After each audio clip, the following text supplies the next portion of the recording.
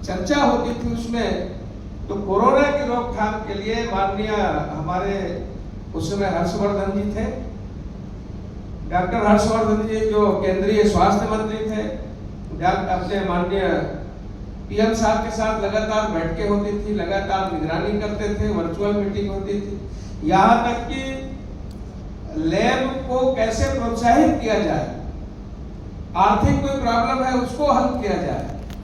और हम सब जानते हैं कि भारत बायोटेक, एस्ट्राजेनेका और ये जो कंपनियां हैं, और अपना ही स्वदेशी ऐसा कोई वैक्सीन हो, बाहर से बुलाने की जरूरत ना पड़े। फाइजर यहाँ बहुत मध्य प्रदेश से हमारे जो अतिथि यहाँ पे आए हुए हैं इस कार्यक्रम में, और हमारे स्टेट के काफ़ी जिले के जो भी यहाँ पे सीएमएचओ साहबान और डीएमओ साहबान आए हुए हैं, सभी का मैं स्वागत करता हूँ। और जैसा कि अभी सांसद महोदय ने और डॉक्टर मिथिलेश चौधरी जी ने बताया कि बीमारी जो है उसका रूट काज क्या है और किस तरह से राजनांदगांव में अनेक वर्षों में काफ़ी मेहनत करके एपीआई टैक्स जो पहले 5 से 8 हुआ करता था वो 1 से नीचे आ गया है।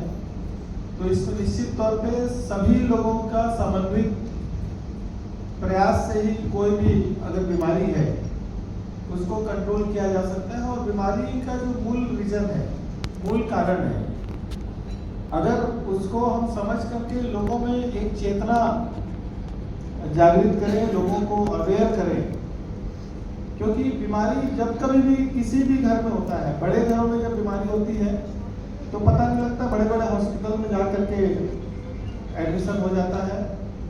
बट गरीब के घर में अगर कहीं कोई बीमार हुआ तो उसका उस बीमारी के कारण आर्थिक रूप से उसको काफी नुकसान होता है।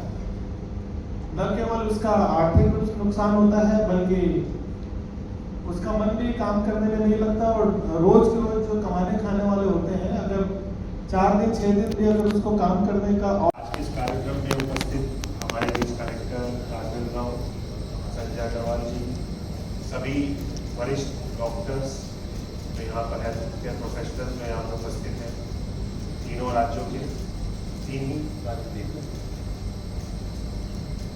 ये बहुत ही इम्पोर्टेंट मीटिंग्स हैं। इनफैक्ट सभी डिपार्टमेंट्स में होनी चाहिए। जब हम बेस्ट प्रैक्टिसेस को शेयर करते हैं, चाहे वो जो आज का वेक्टर बोर्न डिजीज से रिलेटेड है या किसी भी अन्य जो हमारी डे टू डे रिस्पॉन्सिबिलिटीज का पार्ट जो रहता है, जो डे टू डे मैनेज करते हैं, डील करते हैं। जब हम तीनों स्टेट्स की बात करते हैं, हम बॉर्डर जरूर शेयर करते हैं, लेकिन हमारी प्रैक्टिसेस काफ़ी अलग है। जब मैं पुलिसिंग के हिसाब से, गवर्नेंस के हिसाब से देखता हूँ तो भी, इवन हेल्थ केयर के हिसाब से हम लोग देखते हैं, या जब हमारा इंटरेक्शन होता है तो भी। तो जब हम लोग यहाँ पर आए हैं तो मेरा सबसे यही रिक्वेस्ट रहेगा कि सिर्फ जो टॉपिक है, जो विषय है, उसके ऊपर तो ऑब्वियसली हम लोगों को प्रोफेशनली अपना बेस्ट प्रैक्टिसेस, लर्निंग्स, चैलेंजेस ये सब शेयर करना ही चाहिए, करना ही है।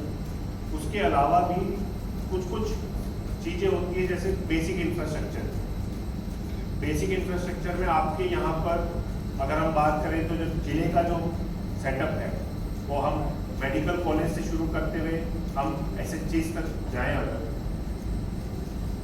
वहाँ पे क्या आप लोगों के यहाँ पे सेटअप पे रहता है, वो बिल्डिंग।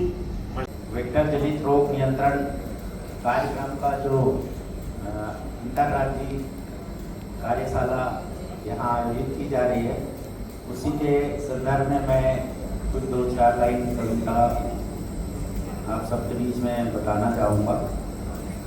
जैसा कि आप सब जानते हैं कि मलेरिया का जो बर्डन है वो भले ही बहुत कम हो, लेकिन स्टिल जो है malaria is impacting more and more to the people's health and people's financial status. तो उसी पे आधारित है देश की सेहत का रक्षक वेक्टर जनित रोग से लड़ने वाला कार्यक्रम चलाया जा रहा है। रोगों को हराने की लड़ाई में यह अभियान चलाया जा रहा है। मच्छर, मक्खी और कीड़े रोग का कारण बन जाते हैं, लेकिन हमें होश में रहना है, सुरक्षा के उपाय करना है। देश की सेहत का रक्षक वेक्टर जनित रोग से लड़ने वाला कार्यक्रम चलाया जा रहा है। रोगों को हराने की लड़ाई में यह अभियान चलाया जा रहा है। मलेरिया, डेंगू, चिकनगुनिया रोगों का सामना हमें करना है, लेकिन हमें उससे डरने की जरूरत नहीं है। कार्यक्रम के साथ हमें मुक्ति के लिए लड़ना है। रोगों की लड़ाई में, रोगों को हराने की लड़ाई में यह अभियान चलाया जा रहा है। देश की सेहत का रक्षक वेक्टर जनित रोग से लड़ने वाला कार्यक्रम चलाया जा रहा है। रोगों को हराने की लड़ाई में यह अभियान चलाया जा रहा है। रक्षकों से, कर्मचारियों से अनुरोध है, लोगों की जान बचाएं, जीवन में खुशहाली लाएं, उन्नत, स्वस्थ एवं सफल जीवन को अपनाएं और सभी मिलकर भाईचारा बढ़ाएं। थैंक यू, धन्यवाद।